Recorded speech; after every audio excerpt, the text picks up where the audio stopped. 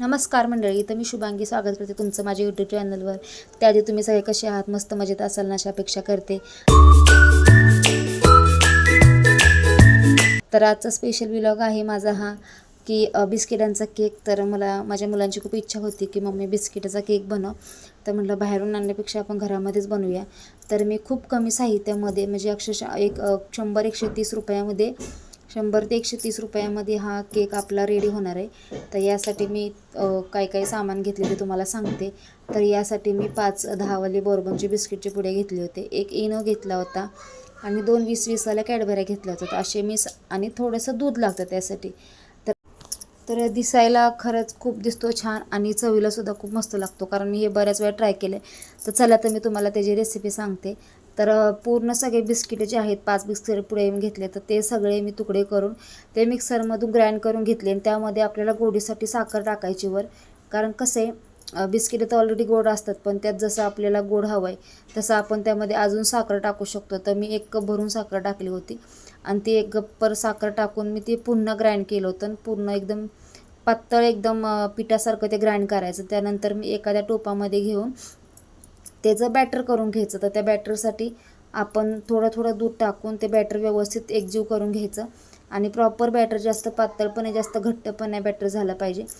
आणि जर butter paper असेल तर तो सुद्धा लावू शकता. तर माझ्याकडे तो अवेलेबल नव्हता म्हणून मी तिथे तेल लावलं होतं.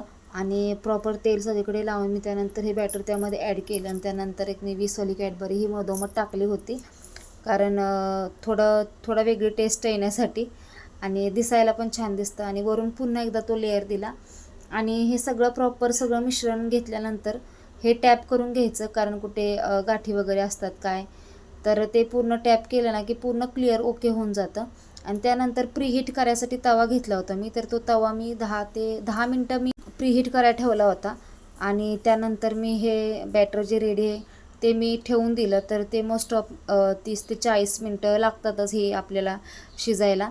तर प्रॉपर त्यात इनोचं अख्खं पाकीट टाकलं होतं मी आणि थोडंसं दूध टाकून ते परत एकजीव करून आपलं हे प्रॉपर बॅटर रेडी. आणि आपला हा केक आता रेडी होणार आहे. तर 1-2 वेळा मी चेक केलं तर रेडी झाला नव्हता, कारण हे पूर्ण अजून शिजायचं बाकी होता. तर मी म्हटलं की म्हणजे 30-40 मिनटे तरी लागतातच कन्फर्म. तर मी 7:30 वाजता केक ठेवलेला, तर तो 8-8:15ला रेडी झाला होता.